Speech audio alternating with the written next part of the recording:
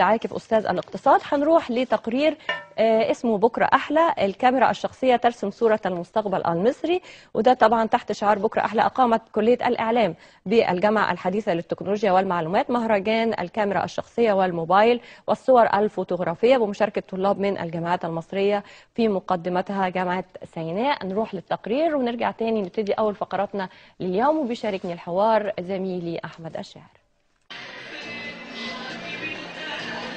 مصر بكرة أحلى. تحت هذا الشعار أقيمت فعاليات الدورة الثالثة لمهرجان أفلام الموبايل والكاميرا الرقمية بجامعة MTI، وذلك بحضور العديد من الجامعات المصرية التي حرصت على المشاركة.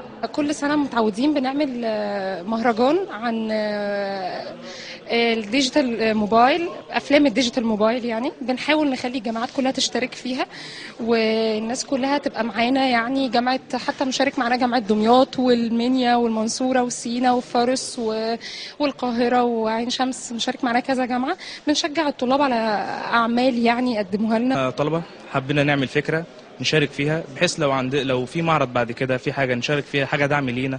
وكويس ان الجامعه بتعمل لنا حاجه كده، يبقى دعم كويس قوي جدا لينا. هو انا مشارك بفيلم قصير بيتكلم عن يعني حاجه بتضيف لمصر ان هي فيها حاجه ان هي ممكن تبقى بكره احسن رغم كل الاحداث اللي هي بتحصل فيها دي.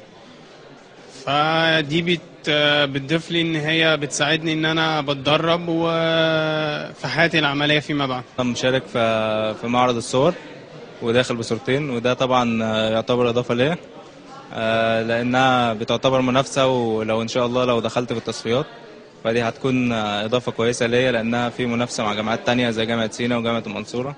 أشرف على المهرجان العديد من أساتذة الجامعة الذين رأوا بوادر مواهب قد يسهموا بشكل جيد في مستقبل الإعلام. هناك بعض المهارات وبعض المواهب التي واجبنا كأكاديميين وكأساتذة أن نكتشف هذه المواهب، لا سيما إذا تعلقت تلك المواهب بمهارات العمل الإعلامي.